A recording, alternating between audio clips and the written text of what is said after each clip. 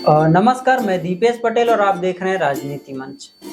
आज हम कोलकाता केस पर विश्लेषण करेंगे और मेरे साथ सूरज सर मौजूद हैं।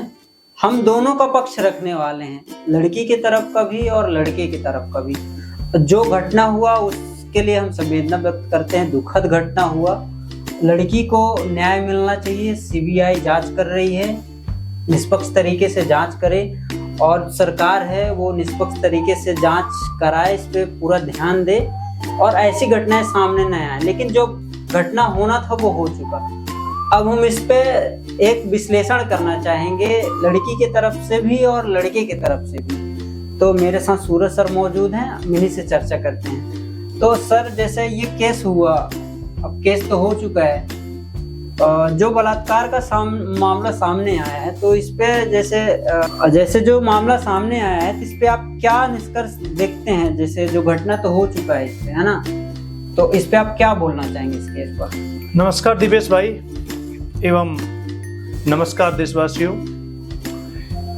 ऐसी घटनाएं जब दीपेश देश में होती है ना, तो ऐसा लगता है कभी कभी तो कि जर्मनी के हिटलर की याद आती है कि एक बार यार भारत में भी आ जा और धार धार के काट दे इनको।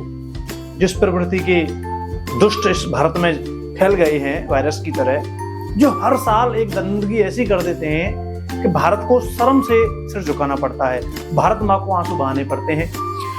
परंतु लोकतंत्र का जमाना है तो न्याय तो कोर्ट ही करेगा, जांच तो पुलिस ही करेगी, उसके बाद जो निर्णय होगा वो मानना पड़ेगा। लेकिन ये जो ममिता देवनाथ का जो केस हुआ है, ये केस बड़ा पेचीदा है। देखिए, मैं फिर कह रहा हूं, हम जो बोलने वाले हैं उसका निष्कर्ष केवल हम डिबेट कर रहे हैं, कोई ऐसा नहीं है कि हम किसी एक पक्ष में बोल रहे हैं। इसका काम कानून का है, कोर्ट का है, पुलिस का है कि हुआ क्या है। लेकिन जो अब तक जो पढ़ा है और अब तक जो रिसर्च की है, उसमें जो जो बातें हैं उन पर हम संदेह व्यक्त करेंगे और समाज के सामने एक सच रखने की कोशिश करेंगे कि मीडिया होने के नाते घटना की वास्तविकता क्या है। सॉरी। केस शुरू होता है दीपेश अगस्त 8 और 9 की रात को। उसके रात को वो जो हमारी बहन है उस हॉस्पिटल में काम कर रही हैं, उनके दोस्तों का कहना है कि 12 बजे उन्होंने डिनर साथ में किया। लेकिन जो संजय रॉय नाम का जो व्यक्ति इस केस का मुख्य सेंटर बना दिया गया है कि मैं रेपिस्ट हूं, मैंने रेप किया है, मुझे फांसी दो, मुझे लगता है कि ये संदेहात्मक है। पूरी डाटा जब रिसर्च की गई तो पता चलता है कि 12 बजे डिनर किया है, लास्ट देखा है उसके दोस्तों ने, और पुलिस जांच में लोकेशन के आधार पर पता चलता है कि वो 11 बजे एंट्री करता है हॉस्पिटल में और 11:30 बजे बाहर निकल जाता है। उसके बाद लड़की देखी गई तो तब तक तो कोई घटना नहीं घटी। लेकिन 12 बजे के बाद लड़की को नहीं देखा गया और दूसरी इंफॉर्मेशन में पता चलता है कि वो लड़का 3:50 पर सुबह रात को AM में एंट्री करता है और 4:30-40 के आसपास फिर निकल जाता है। अब बात करते हैं दूसरे पक्ष की। जो लड़की की रिपोर्ट आई है उनमें कहा गया है कि जो दुर्दशा उसकी हुई उसमें किसी एक व्यक्ति के द्वारा ऐसा करना मुमकिन नहीं है। हाँ। लेकिन और लोगों को घुसते हुए भी नहीं देखा गया है। भाई ग्रुप में जाते, एक एक करके जाते तो कुछ तो पता चलता कि रात में इतने लेट कौन गया है, कौन आया है। तो दूसरा संदेह ये होता है कि उसमें हॉस्पिटल के स्टाफ से लोग शामिल थे।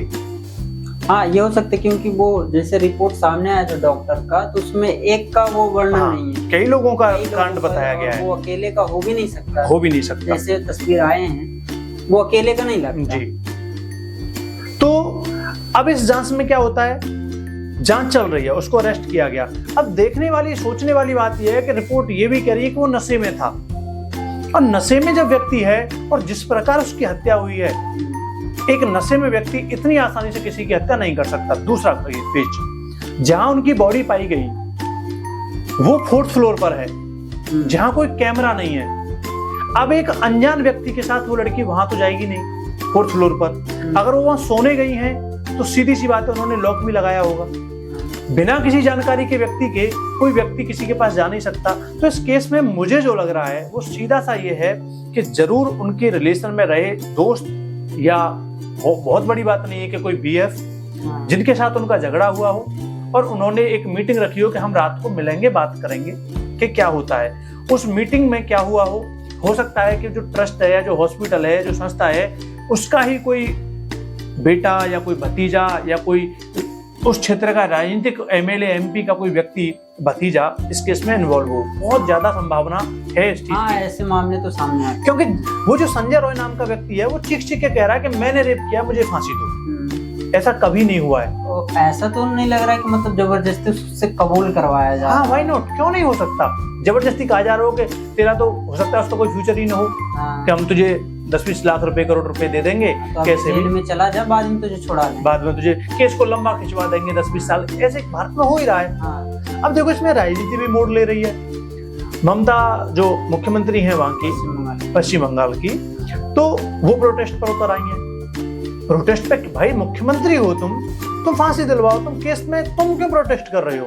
अगर इसके मतलब इसमें राजनीतिक दृष्टिकोण से देखें तो क्या समझ आता है आपको कि एक मुख्यमंत्री अपने खिलाफ प्रोटेस्ट कर रहे हैं? हाँ, किसके खिलाफ? राज्य तुम्हारा, केस तुम्हारे राज्य में हुआ है, न्याय तुम दिलवाओगी, अपने स्टेट कोर्ट में तुम केस लड़वाओगी, हाई कोर्ट में तुम केस लड़वाओगी, तुम किसके खिलाफ प्रोटेक्शन कर रही हो? वही तो। क्या है ये, व्हाट इज दिस? तो इसमें कहीं ना कहीं बीजेपी और ममता बनर्जी में बनती नहीं है। वहां कोई ना कोई लफड़ा है। बीजेपी के जो चड्डा या नड्डा टाइप से हैं, उन्होंने एक ईमेल किया, FIR किया, तो जवाब मांगा कि क्यों हुआ है ये सब 24 घंटे। तो राजनीति इसमें कहीं ना कहीं चल ही रही है। ऐसे फिल्मों में नहीं देखते, ये इस केस को फिल्मी केस बना दिया है कि राजनीति भी हो सकती है, इसमें उद्योगपति भी शामिल हो सकते हैं, इसमें मालिक भी शामिल हो सकता है। सोच के देखिए, जब उसके माँ बाप को कॉल किया गया तो प्रबंधक हॉस्पिटल का कह रहा है कि आपकी बेटी ने सुसाइड किया है। आपकी बेटी ने सुसाइड किया है, सोचने वाली बात है, और वो रेप था। क्या उसको देख के नहीं पता चला कि सुसाइड हुआ है, कि रेप हुआ है, लड़की की कंडीशन क्या है? कुछ तो देखा होगा वहां जाके। हाँ। उस लड़की का जो फोटो है, जो बेड गद्दे पर वो पड़ी है, ये प्रश्न है कि उसके ऊपर जो नीले रंग का जो चदरा डाला है वो किसी ने डाला है या वो नग्न अवस्था में प्राप्त हुई थी? कैसी बॉडी की स्थिति थी? हो सकता है उसने डर के इसको सुसाइड बनाने की कोशिश की हो कि पता नहीं कौन कर गया केस, या उसे पता चला हो कि ये घटना घटी है वो उसी के किसी संबंधित ने की है, मालिक के बेटे ने की हो, मालिक ने स्वयं की हो, या किसी और ने की हो। तो इस केस में बहुत सी चीजें निकलने को बाकी हैं। इस केस को आप सिर्फ इस दृष्टिकोण से नहीं देख सकते कि लड़कों के आगे लड़कियां सुरक्षित नहीं है। सबके साथ रेप नहीं हो रहा है, मैं माफी चाहूंगा, कठोर शब्द हैं, और हर लड़का रेप नहीं कर रहा है।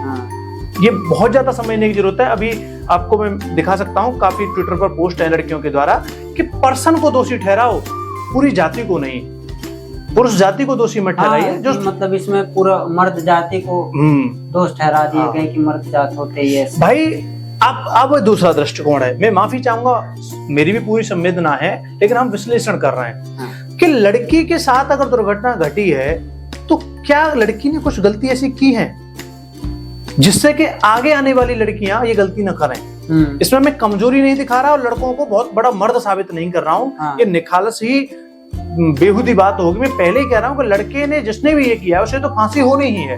ये तो रिसर्च बताएगी, जांच बताएगी कि केस की सच्चाई क्या है। केस में अभी बहुत कुछ झूठ है, केस में अभी 90% इंफॉर्मेशन झूठी है। मतलब जैसा दिखाया जा रहा है वैसा सच। मुझे डाउट है कि इसकी सीमन की रिपोर्ट कहाँ है, कि जो सीमन बॉडी में पाया गया वो किसका था, क्या मिलाई गई, नहीं मिलाई गई।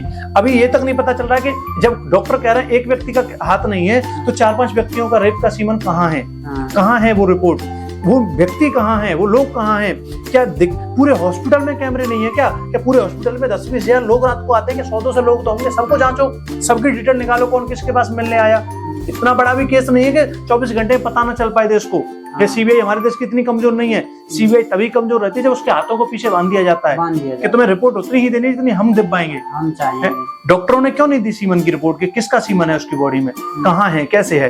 तो ऐसे बहुत, ये झूठ है। आधे से ज्यादा केस झूठा चल रहा है, कुछ न कुछ छुपाया जा रहा है, केस को लंबा खींचा जा रहा है। अब तक तो सोल्यूशन आ जाना चाहिए था। और जैसे एक नाम मुख्य आरोपी का संजय रॉय, और वो बाकी 4-5 लोगों का नाम पब्लिक क्यों नहीं किया और वो आरोपी चिल्ला क्यों रहा है? और दूसरी बात, अगर मान लो आरोपी ने स्वीकार कर लिया कि मैंने रेप किया है, तो आप केस को सॉल्व क्यों नहीं कर रहे हो?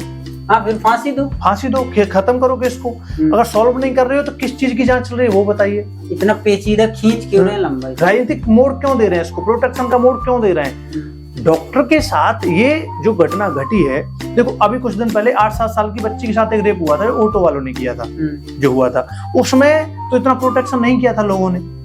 इसमें एक विशेष जाति या समुदाय जैसे डॉक्टर समुदाय का प्रति जो कांड हुआ है, केस हुआ है, तो इस वजह से लोग प्रोटेक्शन कर रहे हैं, हड़तालें कर रहे हैं। लेकिन अगर हड़तालें ही करना सही सॉल्यूशन है तो फिर हर केस की हड़ताल होनी चाहिए।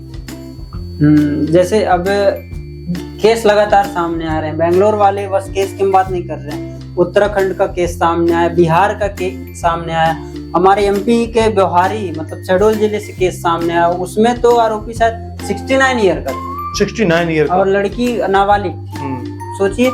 और इसमें भी अगर एक बात ये देखा जाए कि मतलब एक ही केस को क्यों इतना हाईलाइट किया गया है, जबकि केस तो साल में लाखों केस आते हैं, लाखों के साथ में 10 केस तो ऐसे होते हैं जिनको हाईलाइट होने की जरूरत है, लेकिन एक आधी केस क्यों हाईलाइट हो रहा है? इतना बड़ा मतलब सबसे बड़ा सेक्स स्कैंडल कहें चुनाव के टाइम में सामने आया था, प्रज्वल रेवन्ना का केस, शायद आपने सुना हो। तो उसमें 3000 वीडियो सामने आए थे। उस केस का क्या हुआ? कहाँ गया आपको प्रोटेस्ट, कहाँ गया आपको मोमबत्ती मार्च? सब गायब हो गए, सब आपके स्टेटस स्टोरी सब गायब हो गए, बस एक केस को लेकर आप हाईलाइट कर रहे हैं। तो ये कहीं ना कहीं राजनीति से मतलब दबाया ये इस केस में राजनीति का इन्वॉल्वेशन बहुत ज्यादा है, और यही देश का दुर्भाग्य है कि सच की जगह पर मीडिया को मजबूर किया जाता है वो परोसने के लिए जो राजनीति चाहती है, सच की जगह पर सीबीआई को वो करने के लिए कहा जाता है जो राजनीति चाहती है। यहाँ इस देश में कोर्ट तक को प्रभावित कर दिया जाता है राजनीति के फैसलों से, राजनीति के दाव पेचों से। तो जनता को प्रोटेक्शन करना चाहिए न्याय के लिए, जनता को प्रोटेक्शन करना चाहिए सच के लिए कि सच क्या है। इसलिए प्रोटेक्शन करने का कोई अर्थ ही नहीं है कि जिसने किया है जैसे संजय रॉय को उसको फांसी दो। अरे भाई, संजय रॉय के साथ जो पूरा केस घटा है, 10 लोगों को सीबीआई ने अरेस्ट किया है, 10 से 20 लोगों को, पूरा सच, ऐसे बहुत सी कंडीशंस हैं। तो लड़की के साथ बहुत गलत हुआ। लड़की का फोन रिपोर्ट कहाँ है? लड़की के फोन में कुछ तो रहा होगा, उसका बॉयफ्रेंड कौन था, नहीं था तो दोस्त कौन थे, 31 या हो सकता है ना कि जो मिलने आया था उसका कुछ चैट वगैरह मिल कुछ तो होगा जिसके आधार पर निर्णय लिया जाना चाहिए। तो केस को इतना उलझा दिया गया है, इतना उलझाने वाला केस है नहीं, बड़ा सुलझा हुआ सा केस है।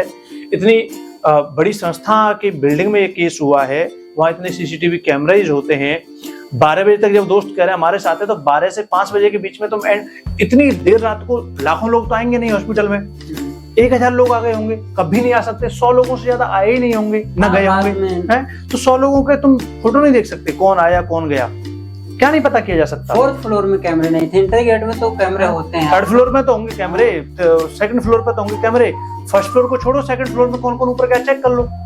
वहाँ 10 लोग अपने अपने कल आएंगे कौन कौन गए।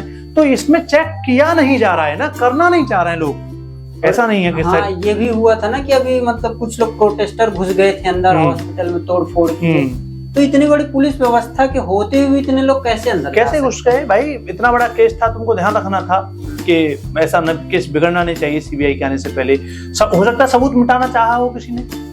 जो भीड़ घुसाई गई, कभी घुसती देखी है कहीं भीड़? इतनी बड़ी पुलिस प्रशासन के होते या ऐसा हो सकता है कि मतलब पुलिस को कुछ ढीला मतलब हटाया गया हो तभी तो अंदर जाएंगे। बिल्कुल हो सकता है पुलिस को कहा गया हो कि तुम्हें कुछ लोगों को घुस जाने देना है जिससे कोई तोड़फोड़ कराएं और सीबीआई अच्छे से जांच न कर सके, सबूत मिटाया जा सके। तो इसमें स्टेट की गवर्नमेंट का भी दोष हो सकता है स्टेट कुछ गड़बड़ कर रहा हो।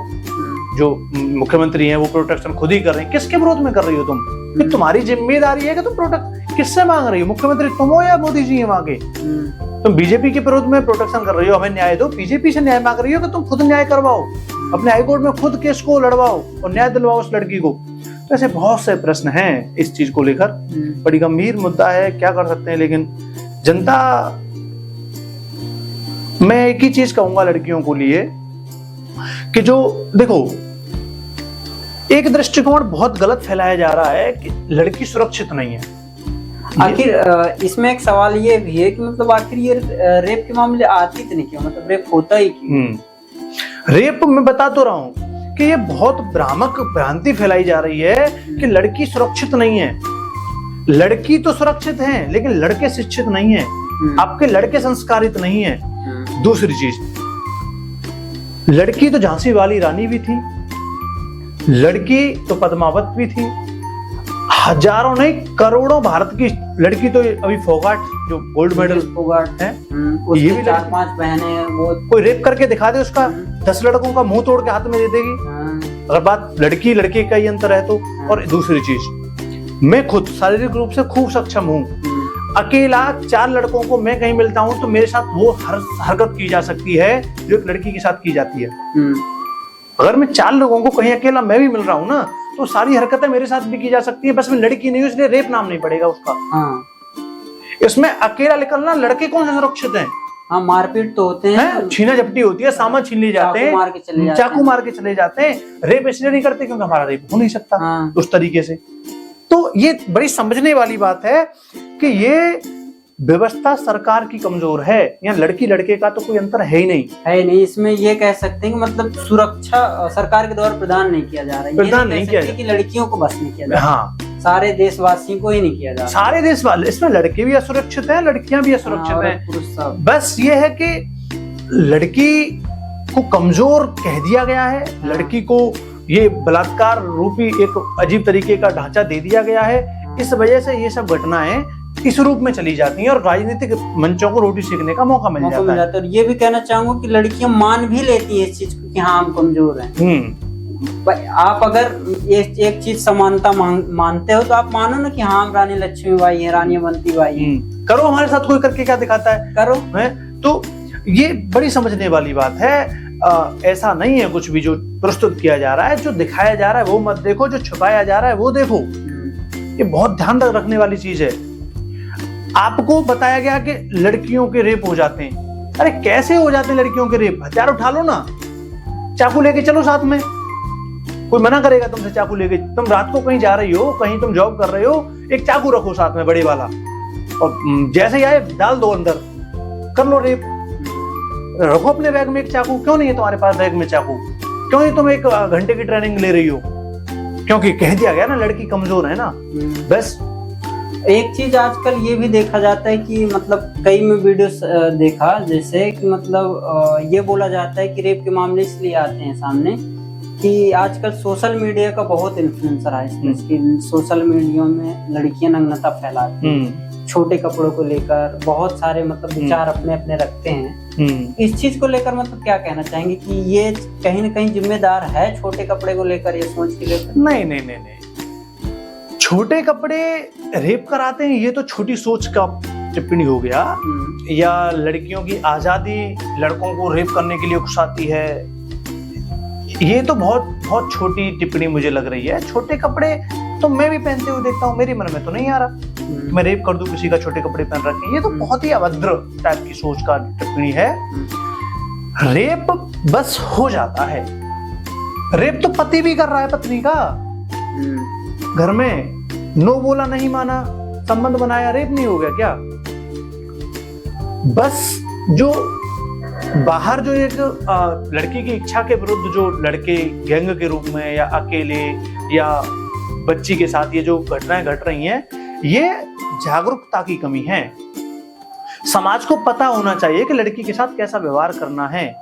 लड़की, और मैं सच बता रहा हूं, इस देश में हजारों रेप हो चुके हैं, इस देश में हजारों केस हो चुके हैं। न इसका सॉल्यूशन सरकार के पास है, न इसका सॉल्यूशन किसी संगठन के पास है, न इसका सॉल्यूशन मेरे पास है। इसका एकमात्र सॉल्यूशन है स्वयं लड़कियां।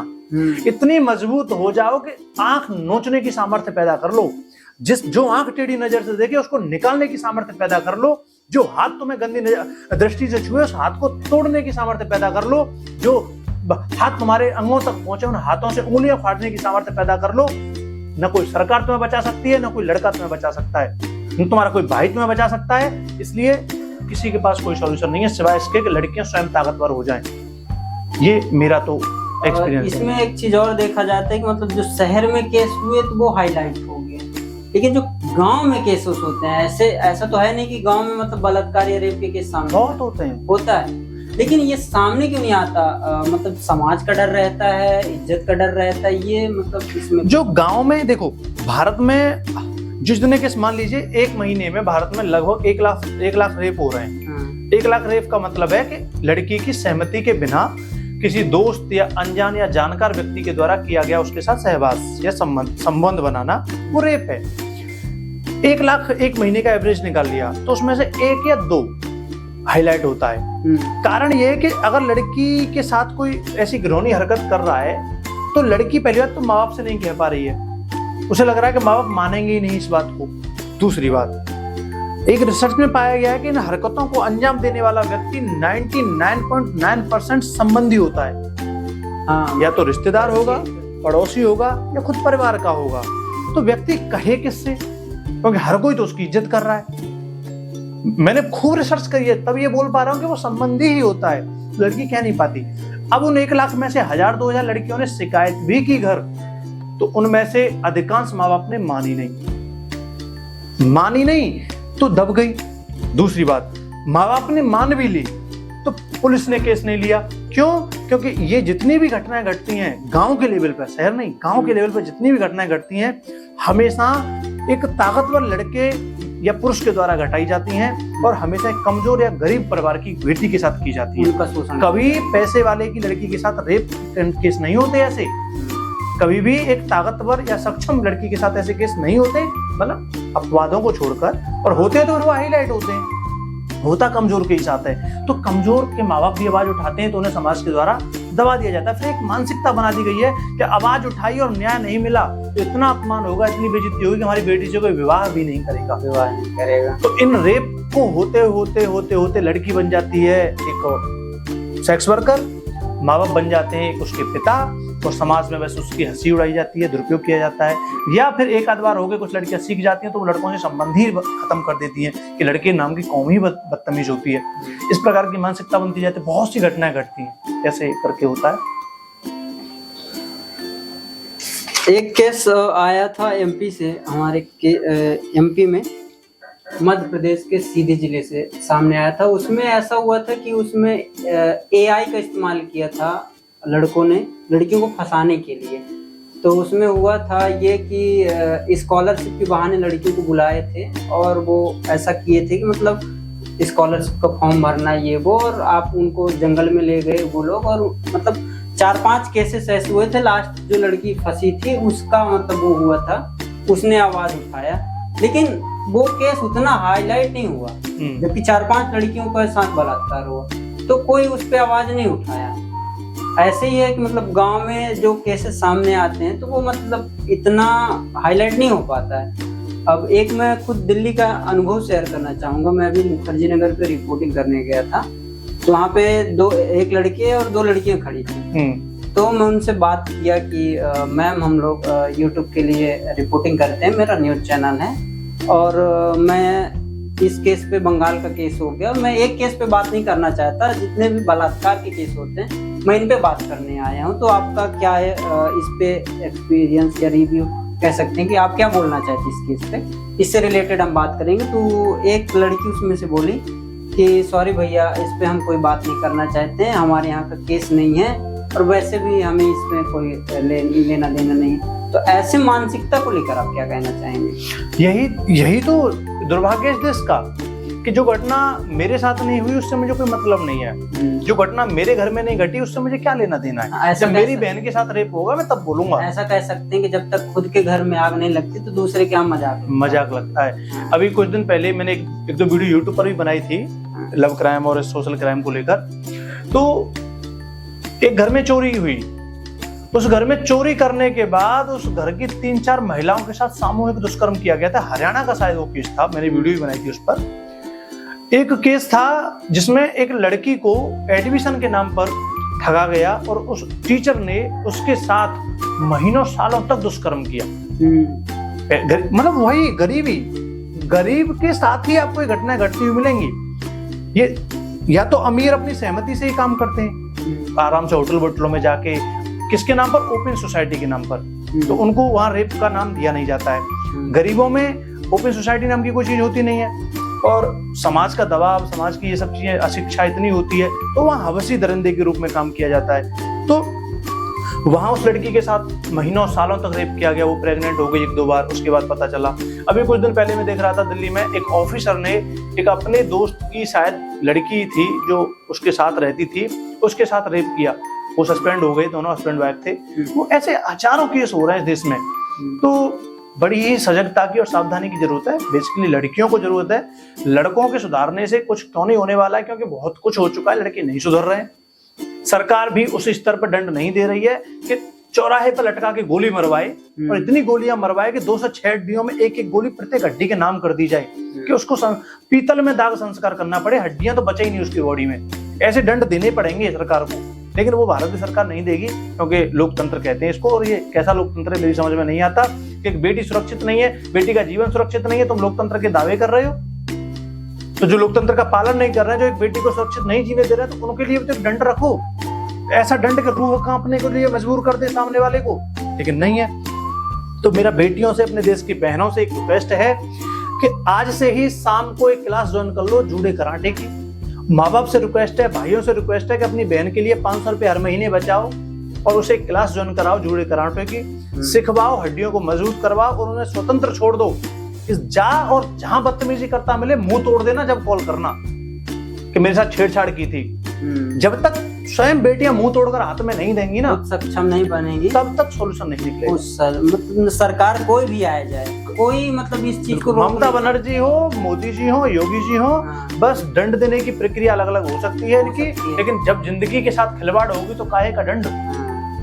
तो अपने आत्मरक्षक स्वयं बनो, भगवान भी उनकी सहायता करता है जो स्वयं की सहायता करने में सक्षम होते हैं। इसलिए इतनी ताकत इन भुजाओं में पैदा कर लो, और पैदा की जा सकती है। अपने देश की पहलवानों की वीडियो देखो, अपने देश की जो पहलवान बेटियां हैं उनकी वीडियो देख देख के मोटिवेट होइए, उनसे ताकत की टिप्स सीखिए। और मैं अपने देश की पहलवान जो एथलेटिक्स हैं, जो स्पोर्ट्स में लड़कियां हैं, उनसे भी रिक्वेस्ट करूंगा कि YouTube पर कुछ ऐसे टिप्स शेयर करना शुरू कीजिए जो जन सामान्य, जो बाहर रह रही लड़कियों के काम आ सकें, जो अकेली दुकेली लड़कियां जाती हैं उनके काम आ सकें, कि आप आत्मरक्षा के लिए क्या क्या उपाय कर सकते हैं, जागरूक हो सकें। हाँ, और देखो ये नहीं है कि लड़कियों को अकेले में जाने से क्यों रोका जा रहा है। देखो अकेले जाने में तो लड़कों को भी खतरा है, किसी भी वीरान जगह पर लड़कों को भी तो लूटा जाता है, तो इसमें लड़के लड़की का बात नहीं है। अकेले पर तो किसी को भी नहीं जाना चाहिए, क्योंकि भारतीय पुलिस व्यवस्था इतनी मजबूत है भी नहीं कि हर चप्पे चप्पे में पुलिस रह सके। या तो लड़के संस्कारी होते जाएं, या आप इतनी सक्षम हो जाइए कि आप जहां भी जाएंगे वो मुंह तोड़ देंगे। तो ऐसी कई चीजें हैं, तो आगे करते रहेंगे चर्चा। चलिए बड़े, बहुत अच्छी चर्चा हुई, और मतलब मैं ये कहना चाहूंगा कि इसमें कोई अलग एंगल ना लिया जाए। जो भी विश्लेषण हुआ है इस पे आप अपनी राय रख सकते हैं कमेंट में। हमने अपनी राय, अपना विश्लेषण किया है, इस पे कोई अलग एंगल नहीं लिया जाए। तो अच्छा चर्चा रहा। नमस्कार, जय हिंद, जय भारत। चलिए नमस्कार।